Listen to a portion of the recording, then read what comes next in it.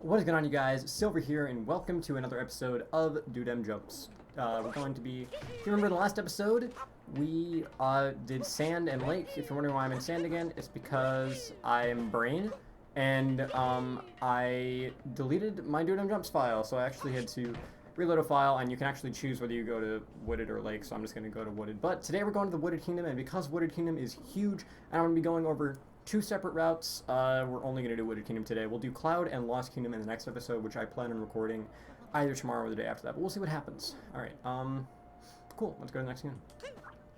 Okay, so there are a couple of things of note in the Wooded Kingdom I want to mention right away. First of all, at the very beginning of the kingdom, it's not RNG based, but it's kind of like you gotta feel it out. I actually still tend to mess it up myself, getting the bunny and getting the rock. There are two ways to do this, and I'm gonna show you guys the faster way because it's worth learning because it's just way faster. So I'll teach it to you guys. For those of you that don't know how to do it. So when you are starting the spin pound here, you want to spin pound roll boost twice, and on the second one, start holding Y.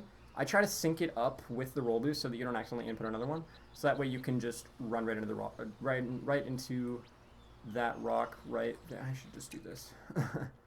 That rock right there that the cursor is highlighting. You want to get that rock and then run into the bunny, which is over there. You can't really see it from here, but the bunny over there. That bunny has a moon. So rock, bunny, throw the rock, get the rock. And that's what this looks like. So when you first get to the kingdom, you're going to want to start initiating a spin pound as you're skipping the final cutscene. Roll boosting twice. On the second one, holding Y. Turning, jumping twice.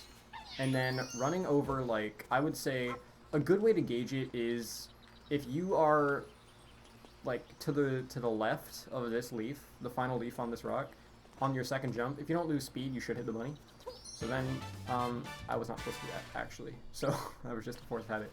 So you hit the bunny right away, and then you continue moving, you don't get the moon, and then here, right before you grab this rock, you push Y to throw this one, and continue holding it to grab the other rock, and then run into the moon.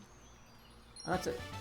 And then I'll give you that moon, and then you're just going to dive over and get the bunny moon, which would normally be right here, but I missed it. It's kind of late, so forgive me if I am kind of slow right now. My body's probably pretty tired. It's like 1 in the morning right now, so anyway, you know, buy the shop moon, and then yep, going up from here. The next thing I'm going to go over is uproot movements. There's a couple things to note. First of all, when you capture an uproot, there's something important to know, which is these pads are really weird. For whatever reason, if you stretch the uproot by tapping B just really quickly, as you run off of these things, you will get it's really weird. You get like a permanent speed boost where the uproot will not lose momentum when it hits the floor. So like you see when I stretch, like the uproot is stopped and hits the floor. For whatever reason, if you jump off of these pods in the right spot, that doesn't happen anymore. As you can see, it's not happening anymore. I'm not getting stopped, keeping all my speed.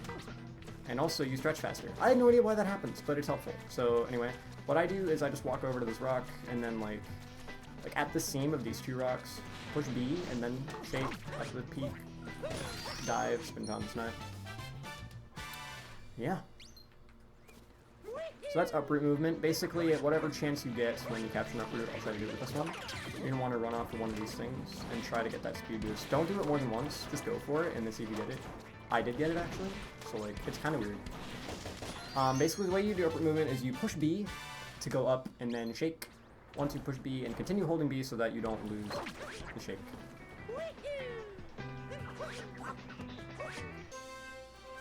Alright, so I've decided I'm not going to go over FRS here the professional way, but I will show you guys a backup that I do if I miss it. I do go for FRS in my runs, but because roll cancels and the vector speed and keeping that momentum and then doing the triple jump is kind of a bit of an advanced technique, I'm not going to go over it because this is supposed to be a series for people who are new to speedrunning this game, but I will go over a quick backup that I do, which is long jump FRS. Literally all that I do is I long jump at about this leaf, and then you get the first jump off of here, triple off that, and then the rainbow spin to get here, triple jump here, and then dive, and then either spin pound if you're good, or ground pound the net. So that's backup FRS, or long jump FRS, whatever you want to call it, so yeah. Alright, so in the tower, there's a couple of things to mention.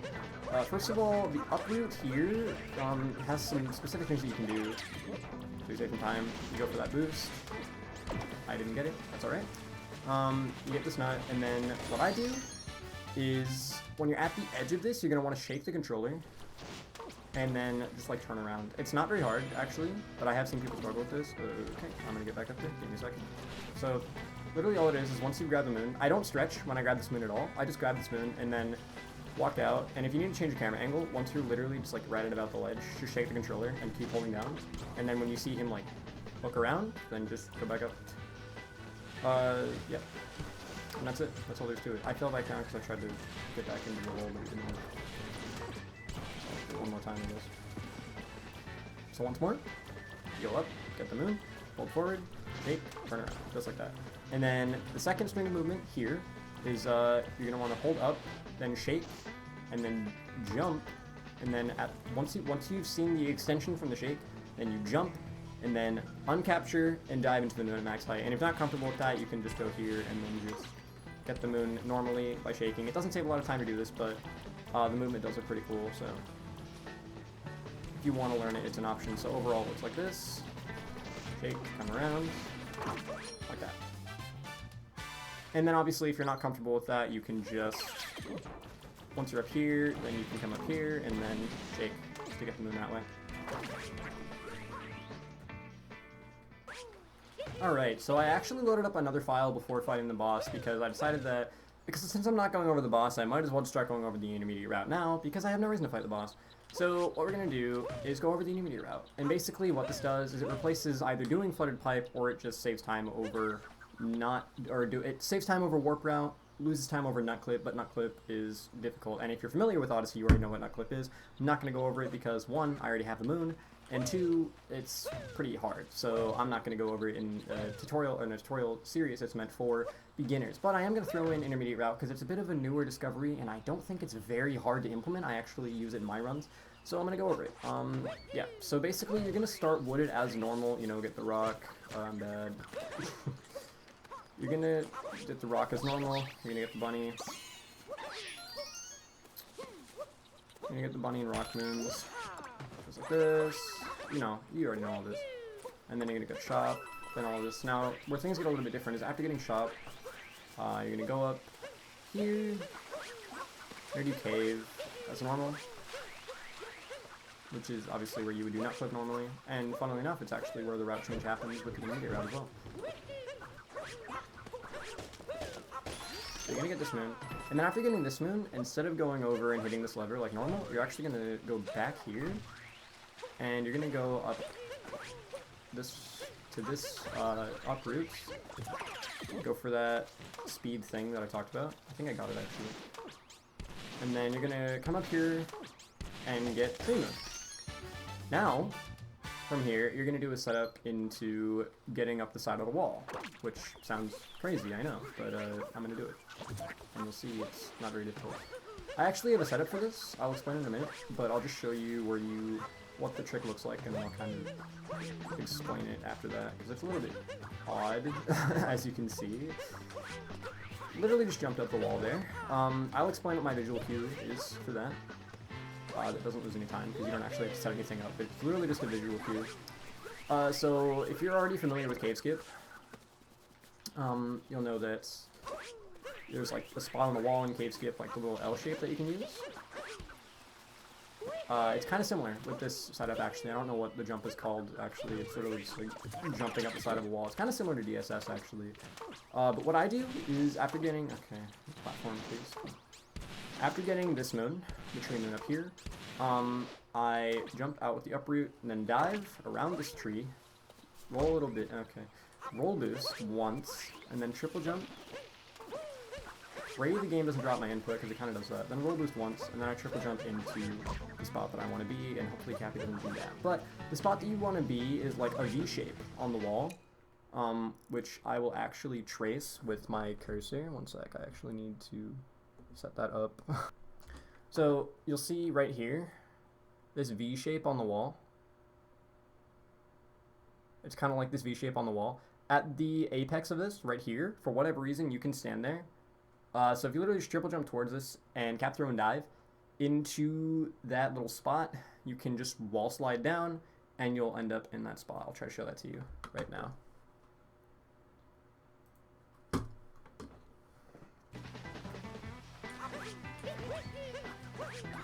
So you see I slide down the V, and I'm in the wall. Now from here, backflip, cap throw, wall jump, dive up.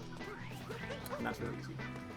Now, from there, you're immediately going to go into the second half of the intermediate route, which is once you've gotten up this wall, you know, you just dive up, and then you roll 4 times. I rolled 5, because I can't count. Learn to count with silver. Roll this 4 times. 4, and then you're going to want to turn around and try to get up this wall. If you miss that roll, you can long jump where this like patch of grass ends into here, and then just mash B. You don't even have to mash it, just pushing it like relatively fast works. And then at the top, jump. Make sure you hold left so that if you don't wall slide, because you won't be able to dive off Cappy, and then you'll dive off Cappy and get up to the top. The reason I'm not explaining it as I'm doing it is because it looks absurd, and it looks a lot more intimidating than it actually is. Long jump here, push B, and then gain me to my jump.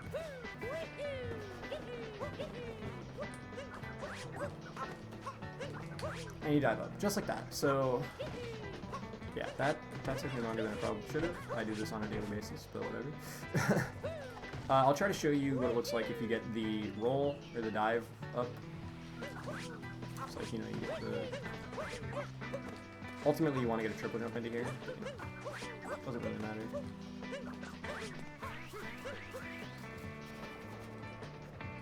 Okay, it is 5. It's 5. It's 5 roll boosts. So, cap throw to here. This just isn't my day, huh?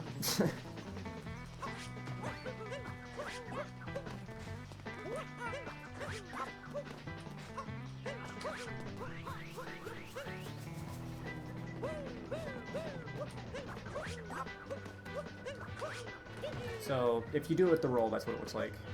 Anyway, once you get up here, you're going to want to roll, triple jump off of this, and then don't get a ledge grab like me. Spin pound here, jump off, and then dive into the nut, or ground pound the nut. And from here, you're actually directly above where you want to go. So you can spin pound into the wall, apparently. No, you can spin pound down here, dive, jump, and spin. And cliff. And then from here, you do the route normally, but instead of doing flooded pipe, just don't. You get red maze, obviously, but I'm just skipping it because I already have it. You don't get the checkpoint because you're not doing warp route. You're a gamer, dude. You did intermediate route. Story mode, dead end. Story moon. Dead end. Far road skip. Or the path. Crumbling tower. And then you do the tower. And then once you get up to the tower,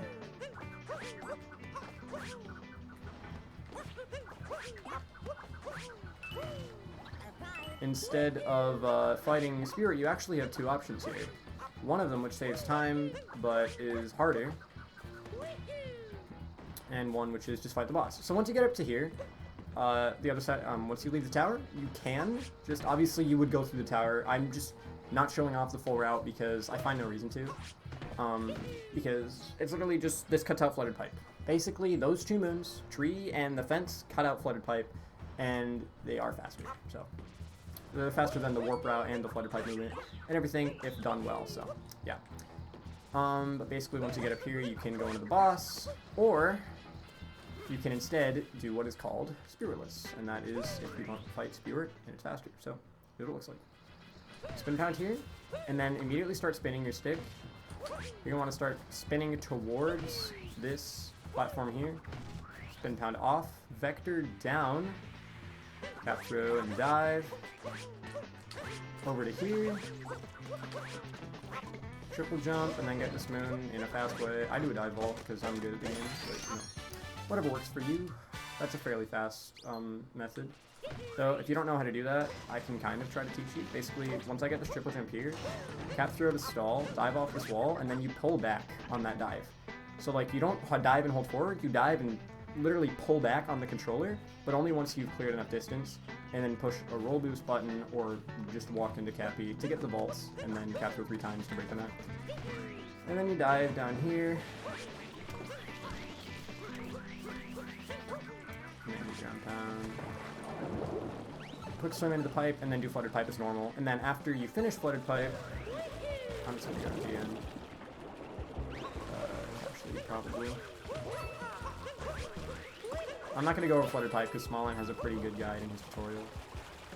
I have an alternative way to do the fast route, which I actually still use because I'm bad at fast route. So, once you've done flooded pipe, instead of going through the pipe, you're just gonna warp back to the Odyssey because that's 3 moons that you got instead of fighting Spirit, and you can just go. This saves 5 seconds, but any like mistake that you make will probably cost you about that time because of all of that movement. So I wouldn't recommend doing this. If you're first starting out the intermediate route, don't do Spiritless because you just fight the boss. Just get the time save off of intermediate route, and then once you get a little bit better, you can start implementing Spiritless if you want to. So yeah, that's going to be it for Wooded Kingdom and this video. Thank you guys for watching, and if you enjoy types of videos like this, do check me out on Twitch. I stream a lot. I don't actually have a stream schedule, but I've been trying to stream daily for the most part because it is summer. It'll be less once I actually go back to school, but for now, I stream all the time. I'll actually post a link to my Twitch channel in the description, and you guys can, if you guys can hit the follower goal, we're going to be doing a 120-star playthrough of Super Mario 64 because I haven't actually 100% in that game before, believe it or not. So yeah, thank you guys for watching. I hope you enjoyed, and as always, I will see all of you in the next video.